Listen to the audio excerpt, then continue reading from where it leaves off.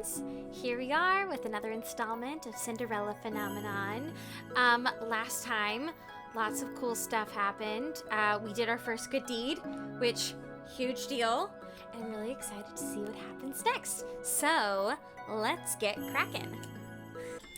Chapter 6, Strings of Fate. Ooh.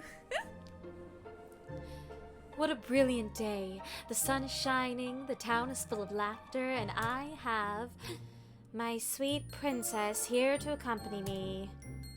Oh, it sounds like I'm getting easier to read too.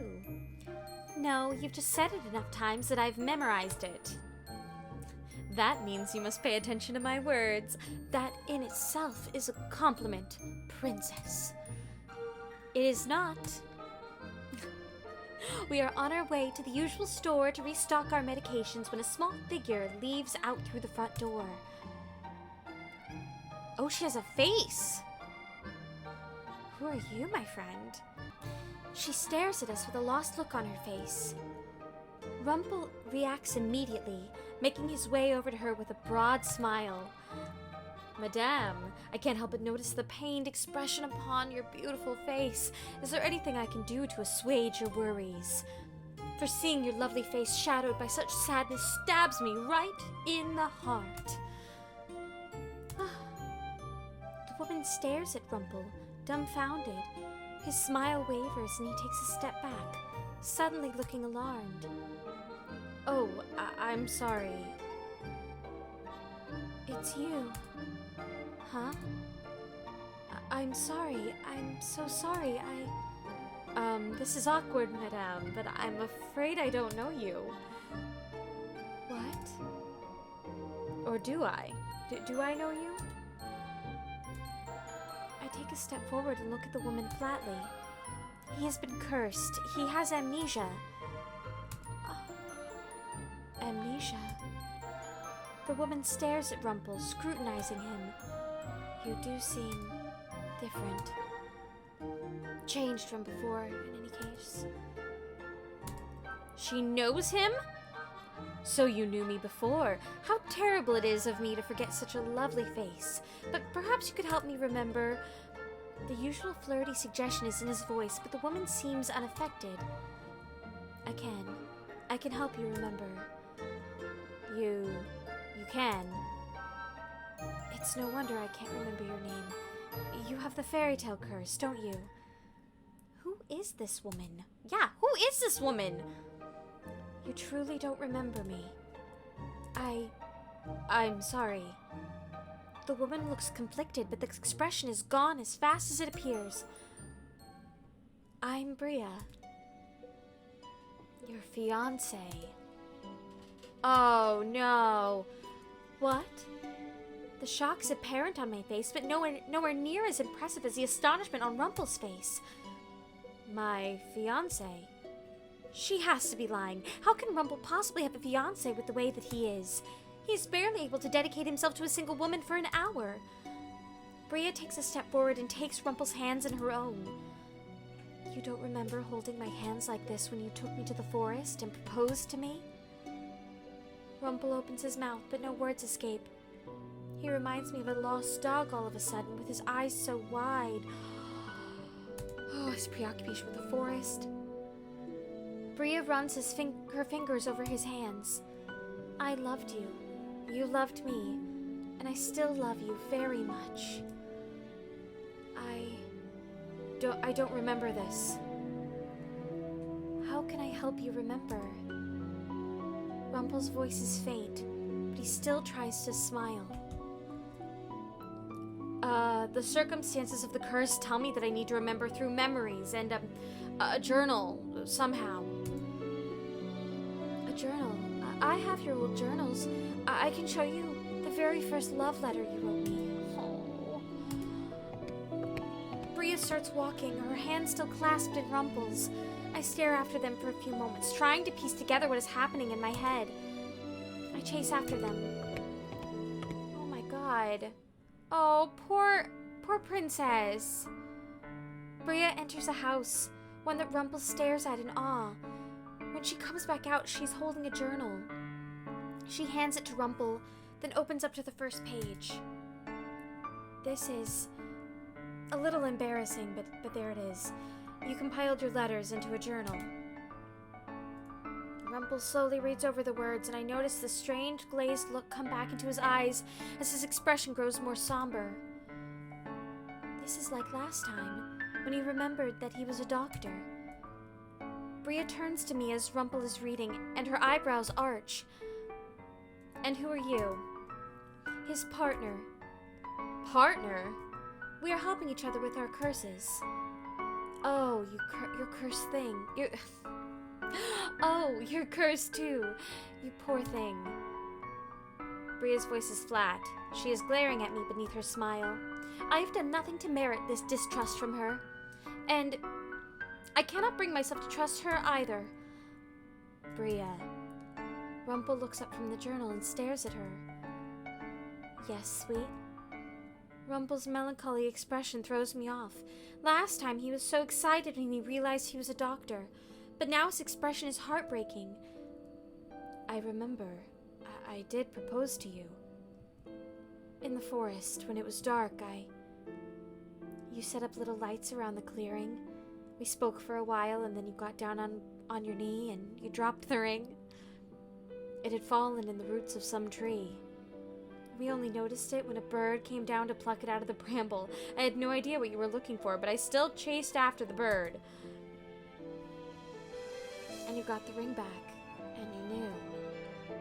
Bria holds out her hand, and I notice a beautiful red-green gem ring on her ring finger. Oh, it's gorgeous. It was still charming. It was still charming, though. I laughed for so long because it felt so memorable. Plucking your engagement ring out of a bird's beak. You're right. Rumple smiles, a little uncertainly. In that moment, I feel him turn away from me. He does not even realize I am there, standing with Bria. Why am I feeling so uncomfortable? You said you were helping Rumple with his curse, yes? She turns to me. There's no worry, I can help him now. That's what couples do. I have to force the pity out of my heart. I have to force myself to think rationally. Something still seems off about this, but Rumple remembers. Which means this is the truth, isn't it? Man. Absolutely not with the ... business. I am still his partner. I still feel something is wrong. I do not trust this woman. Well, okay, I mean, you should trust her. But despite this, he's still my partner. We're still working together. I know more about fairy tale curses than this lady does. She can work with us, but I'm still his partner. Do you know anything about him, dear? Have you helped him regain any of his memories? She was with me when I regained my memories. Apryl is a very valuable good luck charm. Oh, good, I made the right choice. Sorry I'm not as excited as normal. I'm really thrown off by this. Rumple flashes a small smile at me before turning to Bria. Her eyes seem a lot colder now. Tell me, what do you go by now? Until we can figure out your name, I need something to call you. Rumple.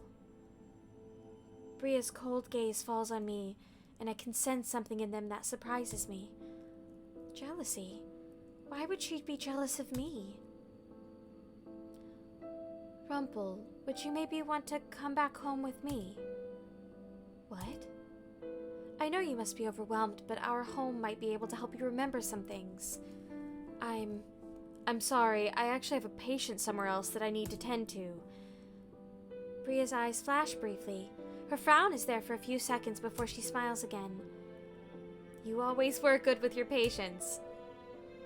I'm sorry. Oh, it's okay.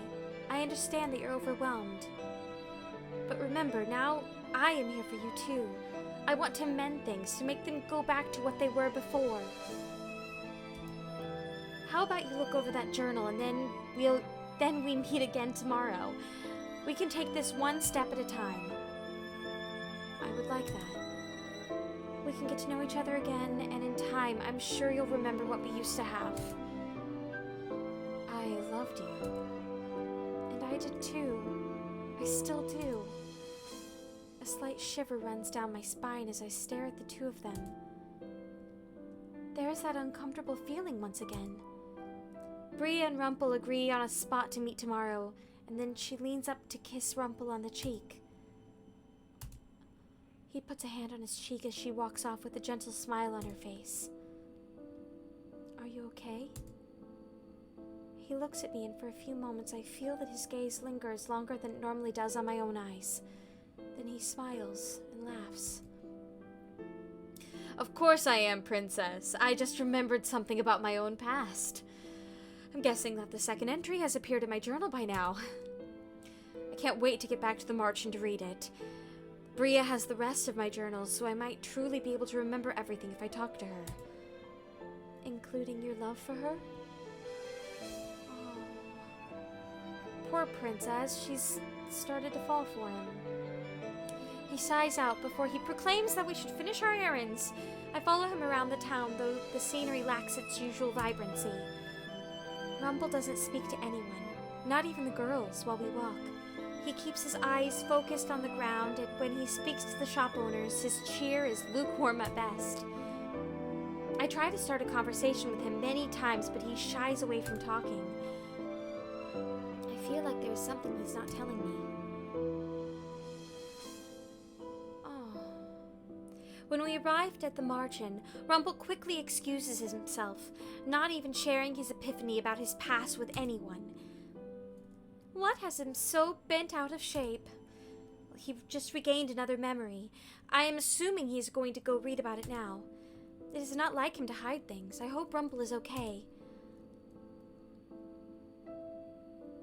Another title card. Okay. It has been about a week since Rumple regained his last memory. He has been meeting with Bria since then. But he still hasn't told me about the memory from the journal. He does not flirt with any girls, and when he sees me, his smile looks broken. He spends his days visiting Bria and tending to Parfait. You're worried about Rumple, aren't you? Why would I be worried about him? Because Rumple is no longer able to run errands with me. Waltz decided to take his place. But Waltz's presence cannot make up for Rumple's absence. I'm like thrown off by all of this. This isn't what I mean, plot twist. Man. He'll be fine, Princess. He's still figuring things out. I do not trust that woman. His fiancée? She appeared out of nowhere. People who aren't cursed can't find the tavern, Princess. She would never have been able to find him. So really, the only place she could have met him was out here in nowhere.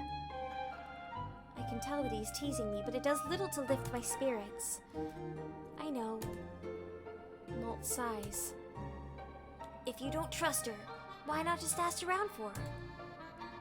She obviously does not want to talk to me. No, I mean ask others about her.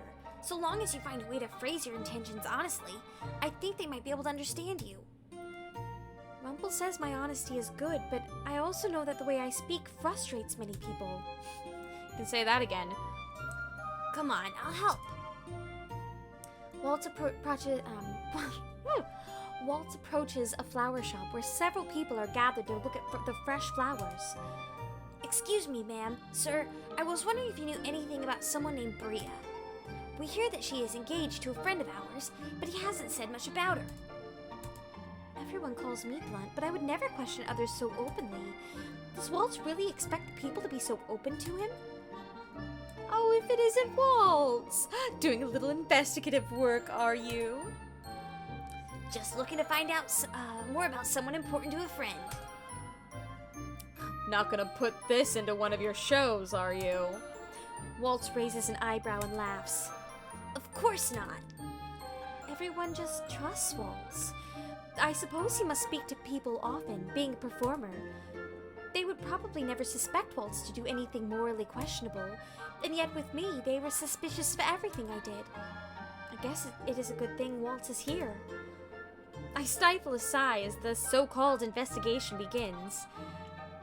But Bria, I was under the impression that her fiancé wasn't seeing her anymore. Bria, oh poor Bria. I hear that the poor dear made a mistake and that her fiancé threw her out for it. Oh, no. Is she engaged to someone new now? I'm not surprised, given the affair that she had on her first fiancé. Excuse me, what did you just say? Oh, you aren't aware? I'm terribly sorry. Perhaps I shouldn't have said anything. You said she cheated on her first fiancé. She was engaged to some man, a doctor, I believe. He was a good man, always smiled, helped everyone, including the poor. I don't see how she would have the gall to do it, but the rumors state that she was seeing another man. I think I saw them out together sometimes. He was a rich businessman. Who was he? I believe he was one of the doctor's patients. Did anyone else see this for sure, ma'am?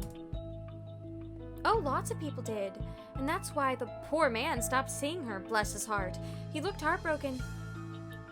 But then, the two of them were engaged, so she should have been more committed to him.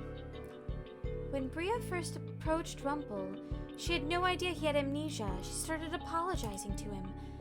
Was it for that affair? Or am I just speculating? We thanked the woman for her help before continuing to ask around the town for more information. Interesting. The more we hear, the more certain we become. She cheated on him. Princess, I know what you're thinking, but this would be incredibly rash to tell Rumple about this. But she is lying to him. I can still remember the sadness in his eyes. Maybe somewhere deep down he still knows. Did his journal entry not say anything? You could try talking to him, Princess, but without any evidence, we're just going off rumors. If you were wrong, I think that would hurt the situation a lot more. I am forced to acknowledge Waltz's reasoning. As much as I want to tell Rumple right now, I do not even know where he is. We finish our errands for the day and then return to the Marchen, where I complete my chores around the tavern before retiring to bed. Wow. Later that night, after turning for hours in bed without any success of sleep, I make my way downstairs for a glass of milk. I stop abruptly at the sound of hushed voices. Parfait and Rumple are sitting together at a table, their voices soft. It means a lot to me that you're still taking care of me, even with everything that you have on your plate. When things are as uncertain as they are right now, the little things that remain the same are actually comforting. What, no compliments tonight? He clears his throat. Lady Parfait, I always find comfort in your presence. Your heart's not in it, is it? Please don't stress yourself out trying to take care of me.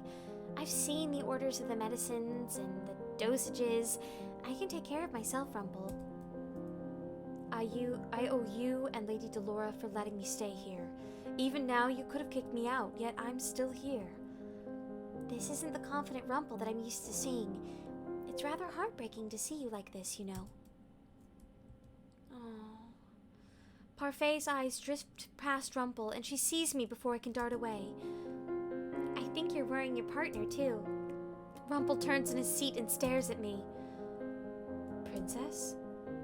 I slowly make my way toward them. I'm sorry, Princess. I haven't been trying to help you at all. It is fine. Parfait's right, though. It is not like you to be so pitiful. Ah, your words are still as sharp as ever. I glance at Parfait curiously. The light of the tavern lights her face up dimly, making it look more ghostly than usual. She looks sicklier. Oh no. Do you think I look like a ghost, Princess? Yes. By the time night comes around, I am utterly exhausted. You said you were like this because of the Tenebrarum Lucis you have to take care of? That's correct. I used to be able to watch over it more easily, but now with the balance between the crystals lost in the kingdom, it's getting harder. This Responsibility is a big burden. It is a heavy toll on my body. But that doesn't diminish any of my pride. I am proud to bear this responsibility. Someone needs to do it, and I am very glad that I can help so many people through bearing this burden. What would happen if you just let the responsibility go? There would be even more chaos than there is now. And what if the Tenebrarum bearer? Would they not help you with your stress? There is no Tenebrarum bearer currently. What? Parfait stares at me for a few moments, a complicated expression on her face. Then suddenly, she sighs. Please do not worry about me, Princess. I've lived a good life. I just want to do more good while I still live. So she's talking about the other one, the Tenebrarum,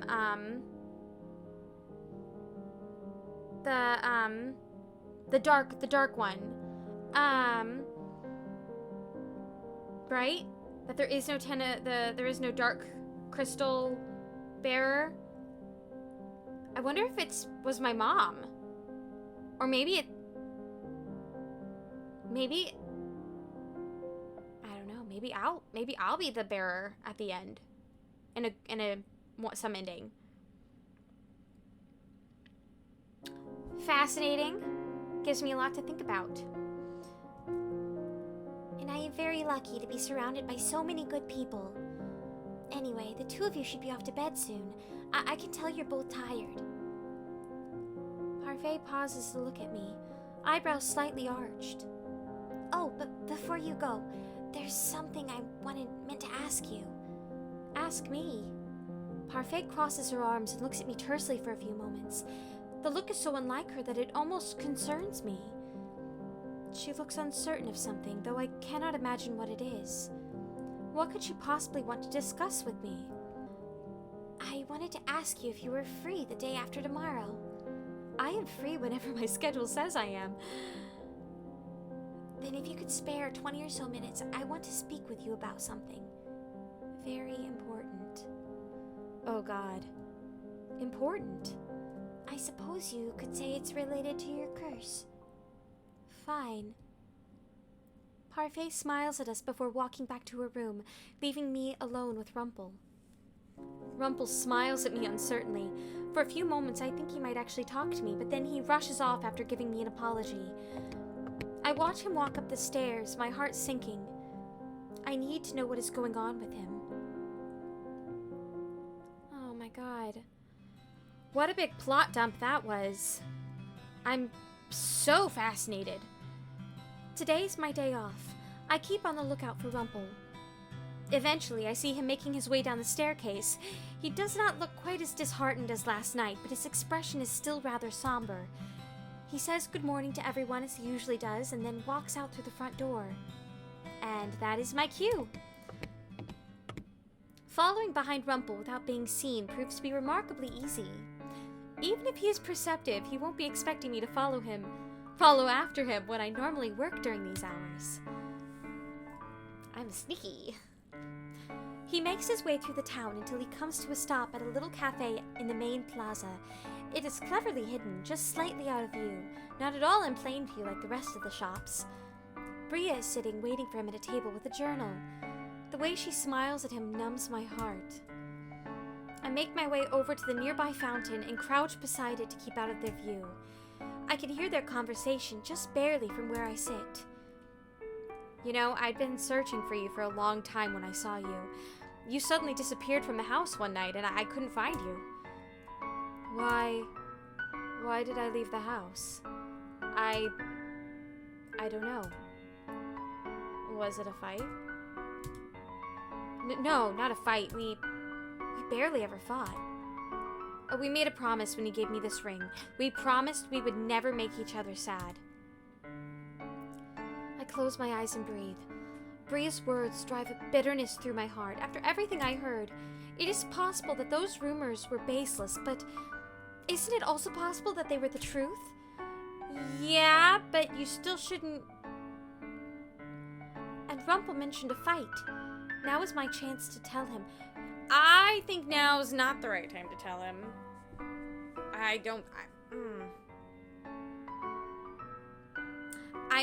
I'm picturing the scene. I interrupt this conversation that I'm not meant to be overhearing, to mention gossip that I heard on the street. I don't think that sounds smart. No, I'm not. No, you reconsider. But if somehow everything we heard was one big lie, would I hurt Rumple? I also have my pride. I cannot just accuse someone, even if I feel Bria is guilty of something. I step away from the fountain, meaning to head back the way that I came. Even if the situation sounds wrong, I feel like Rumple would hate me getting involved. I'm surprised then when he calls my name. Hey! Okay, good, because I knew that was wrong. I knew that was wrong. I could feel it. Princess? Well, what are you doing here? He saw me. Does he know I was behind the fountain? Spying, are we? I make my way over to the table to where Rumple is looking at me with worry and Bria is openly scowling at me. Is there something wrong, Miss Partner? Not with me, but perhaps with you. Oh no. Excuse me? You seem to have quite the reputation. Princess? Okay, so I'm gonna say it anyway. Oh god, I still don't feel like this is the right thing to do. I have no idea what you're talking about, but taking people's words at face value is foolish. Mother would have said the same thing, but why would they lie? So it is not true that you were seeing another man? How dare you? Bria stands up and glares at me. I frown back at her. Her anger does not faze me. She seems like a petulant child. I can't stand jealous girls. They're the bane of my existence. And you're what? 18? Oh, I literally was wondering about this earlier, like how old she was. Here we go. That's the answer. 17. But what does that even matter? Either way, there'd just be about a 6-year age gap between you two. Well, okay, I never said that I was gonna do anything, that I wanted any sort of... I was just saying that I think you cheated on him. I'm not trying to run on your territory, ma'am. 24? Gods, am I really so ancient? Oh no. No, 24 is not old. Oh god. That would make me a crone.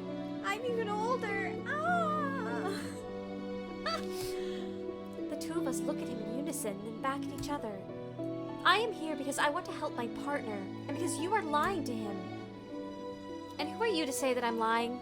You're a terrible little spy is what you are, hiding places to watch us, going around town asking about me. I'm telling you now that Rumple doesn't need you, especially if you're the one spewing lies. Those words have no weight coming from a hypocrite. Wait, ladies. Rumple looks between the two of us, eyebrows furrowed, then he shakes his head. Bria, I knew. It was in my journal. What? Rumple faces Bria, his expression crumpled. It was that lord, wasn't it? The one I refused to take money from that one time I helped him. He told me himself. Oh, I think that's why this feeling inside of me is so mute right now, why I was always having second thoughts about your stories. Bria, why didn't you ever tell me you were seeing him? I asked you that question back then too, but you never told me. And so I was waiting for you to bring it up again. I was waiting for you to explain. I was waiting for... As if I could ever get anything through that thick skull of yours. Even I cannot stop myself from staring at her when she insults Rumple, but with this, she has admitted that the rumors are true. Even if I explained myself, all you would ever say is that you were sorry. But nothing ever changed. What did I do that was so wrong? Was it the flirting? Look at you. Even now, you can't bring yourself to be angry with me. You knew the truth, and instead of demanding to know why I did what I did, you kept asking what you did wrong. But you'll never realize what you did wrong, Rumple. Never. Some things never change. Bria scowls at me as she makes her way around the table. Rumple tries to call her back, but Bria only frowns as she walks off. What did Rumple do wrong in this situation? I mean, you guys know that, like, I'm not one to pull my punches when it comes to Rumple. Like, I'm definitely, like, acknowledging, like, yeah, he's obnoxious sometimes. But, like, I don't see how, unless it was, like, the constant flirting or something, but it sounds like what she had a problem with was that he was worried that he did something wrong, and I don't know, I'm very confused. I am very confused. Poor boy. Cheating is never good. Cheating is never right and never acceptable. Rumple lets out a long sigh. And there go all my journals too. Right, he said that Bria had all of his old journals. I am sorry. Huh? I only made things worse. Still not entirely sure what they were talking about, but... Princess, you don't have to apologize for anything. Though... Aww. I would like you to apologize for shedding some light on my age. What? Am I really, truly that old? Why is 24 old? 24 is not old. No. Suddenly he looks disgruntled, but the look of distraught on his face is almost comical. I cannot help it when I smile and then start to laugh. Oh, look, she's smiling! Do my ears deceive me? Is that wonderful sound coming from your mouth, princess? How precious! It's just... You are an old man. Hey! Even my namesake is ganging up on me. If I'm an old man, then I'm young at heart. Besides, I would be a lot more offended if you weren't smiling when you said that. After a few moments, Rumple sighs and shakes his head. I'm so sorry you had to see all that. I knew that there was more to the story than Bria was letting on because I read the memory in my journal. You knew about that nobleman? Nobleman? That's what you get when you read, like, a million words. You knew about the nobleman? Well, why did you not say anything? Like I said, I was waiting for her to say something. I wanted her to open up about it, honestly. Bria is undoubtedly bold, but I doubt she is at all honest. The journal entry, I never read it to you. You have been distant the last week. I have been, and I'm sorry for that. But allow me to enlighten you. Rumple gestures to the chair that Bria had been sitting in, and I take the seat opposite him. First, the nobleman was one of my patients. He had a grievous sickness, one that no one else had been able to cure. I cannot help but remember the little boy with the impossible sickness. It seemed he was drawn to Rumple too. Rumple was not able to help that boy on his own either. Some woman offered her assistance. Did you manage to cure him with the help of that same woman? It's another cryptic entry, but yes. The mysterious woman from the first entry reappears. We strike another deal, but I cannot remember the deal at all. All I know is that afterwards I did something to make Bria hate me, and she began seeing the nobleman. Or maybe it was before that. Maybe she was just unhappy. She won't explain why. She still cheated on you. That is her fault, not yours. Rumple nods absently. I can tell he's not convinced. In any case, even though I can't remember the entirety of what happened, every time I thought of Bria, I thought of our love in the past tense. Rumple frowns, but it is fleeting. Suddenly, he is smiling again. Let's head back for now, princess. I'll figure out how to breach Bria later. I follow Rumple back to the Marchen. Though he seems fine for a time, Rumple's somberness returns as we head back. He looks like he is trapped in his thoughts. He needs the rest of his journals, but how is he going to get a hold of them now? Oh, man. Poor boy. I'm starting to see the similarities with Rumpelstiltskin. He's not Rumpelstiltskin, the woman is. Perhaps the witch doctor. And he was asking her to help him with patience. Probably making deals that involved this curse that he's under. Maybe he's giving her memories in exchange? Something like that. Very interesting. Very interesting. Oh, Princess, you're here. Sorry we're late. The princess is gracing us with her presence. Yes! Hey, Delora! Missed you. Parfait said a few days ago that she had something to discuss with me, so here I am here. Then let's get right to it, shall we? She plops down in one of the chairs, and Parfait sits down gracefully beside her. Princess, the other day you asked me about my responsibility, and briefly about the Tenebrarum bearer. I did, but what does this have to do with me? It has everything to do with you, because when it comes to that second inquiry, the answer is right here. I knew it! Delora points at me. I stare at her, not comprehending. Princess, the Barum to the Crystallum Tenebrarum is you. What? I am not able to even feel shock, just confusion. But how do I have anything to do with these crystals? See, I told you she'd be confused. It is because we started backwards. I'm so sorry, Princess. I do not understand. You remember the story about the crystals, Princess? For a time, the crystals were in complete balance. Even the witches who drew on the negative energy were respected. Then one day, Hans wrote the fairy tales. Witches were suddenly painted as villains. Humans attacked the witches, trying to drive them out.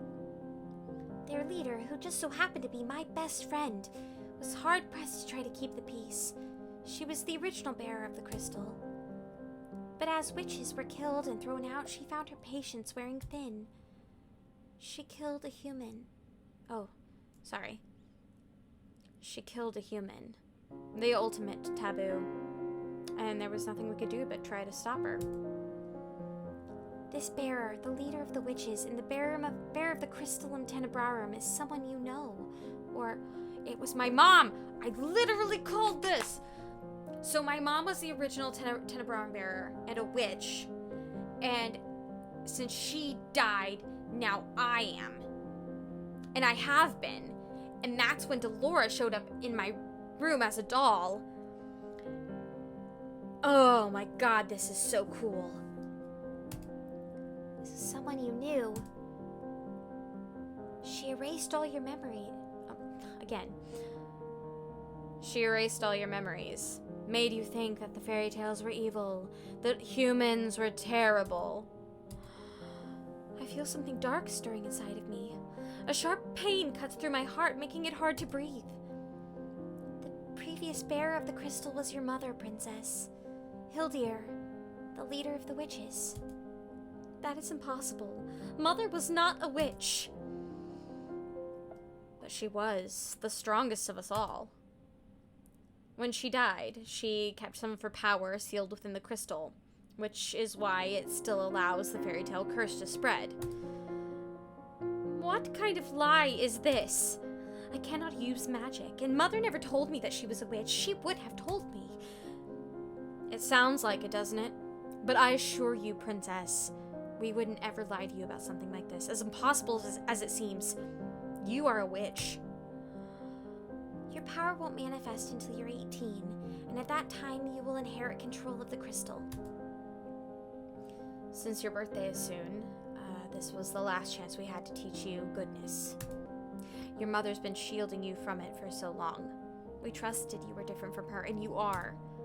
But Mother was the only one that ever loved me. She stole away your memories and made you hate the world. Delora. She was fostering hatred in you, making you just like her. You do not know anything about Mother. I stand up, rage coiling inside of me like a snake. Apryl, I know a lot about her. More than you will ever know. No. The truth is hard, Princess. But eventually we all have to face it. Hildir was my beloved friend. Facing her was the hardest thing I have ever done. We only want to help you. Well, you are not very good at it. I turn on my heels and storm out of the room. I feel that there was more to what Delora and Parfait wanted to say to me, but I cannot stand to hear it right now. I walk into the clearing and sit against a tree, furiously rubbing at my eyes as I try to clear my dangerously watery eyes. Showing emotion is weak. I sit there for a long time in the clearing, trying to calm myself. My thoughts spin wildly out of control. Princess? I see him out of the corner of my eyes, standing between two trees, his eyebrows knit together with worry. What? You were listening? Listening? No, I just came to look for you in your room, and when I came downstairs, Parfait told me you had run out into the forest. May I sit next to you? I say nothing as he walks over to me. He sits down beside me, his hands resting on his knees as he looks up at the canopies of the trees. Thank you for today, Princess, for coming after me and trying to make things right. I'm not in the mood to talk about this right now. My thoughts are too scrambled. Sometimes, truths are hard. How do you know it was the truth? A feeling. Trusting people is hard sometimes, I understand. He looks at me and his eyes seem to glimmer softly in the moonlight. Would you like someone to listen to your problems, Princess?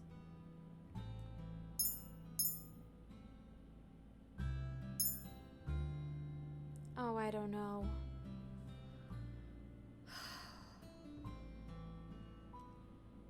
I don't feel like I'm in the right frame of mind to talk to him, to be honest.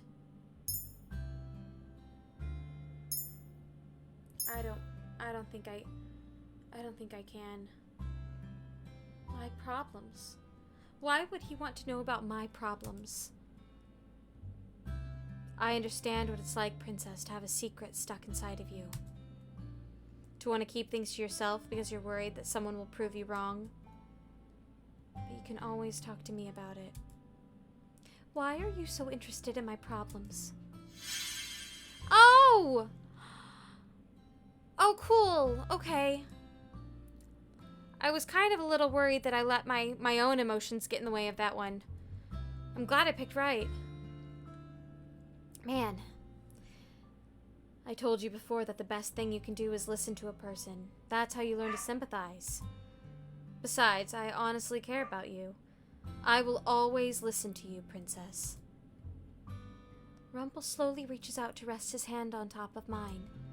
I sit up straight and stare at him, my eyes wide. Rumple smiles at me, a slow, soft smile that crinkles the edges of his eyes. Seeing such a beautiful lady close to tears makes my heart break, you know. But if you ever need to cry, you should. Tears aren't weakness. They're just a form of expression, and even the strongest of us cry. I am not going to cry. My mind reels and then starts to feel fuzzy. Definitely the Ice Princess. The title startles me out of my thoughts. I stare at him pointedly, beginning to grimace, but Rumple just smiles. I always thought it was a delicate name, suitable for a strong and beautiful woman. Seeing you like this, it makes me realize that the name suits you. Perhaps if everyone else meant it that way, it would not be so terrible a title. Rumple slowly takes his hand away and smiles. Though he insists on hearing me out, I insist on the opposite. For now, I want to keep what I discussed with Parfait and Delora to myself. I still need time to process it. For tonight, I just want to forget that the conversation ever happened. For some time, the two of us are silent. There are no words exchanged between the two of us, but the silence is comfortable. Then, eventually, Rumple puts a hand on my shoulder. Things will work out, Princess. I hope so. I stand and excuse myself. Good night, Rumple. I turn and walk away. Good night, my sweet princess. Oh, end of chapter? Well, I guess that's where we're ending things today. What a plot twist. Man, I called it. Oh. Things make so much more sense knowing now that her mom was a witch, that she hated humanity, that she was trying to poison me against them. It makes a lot of sense why I am the way I am. This character development is really cool. I'm really enjoying myself. Yeah, feel free to follow me on all the relevant social medias that I am linking below. And I hope to see you next time. Feel free to like, subscribe, comment, all the stuff. And, yeah, hope to see you next time.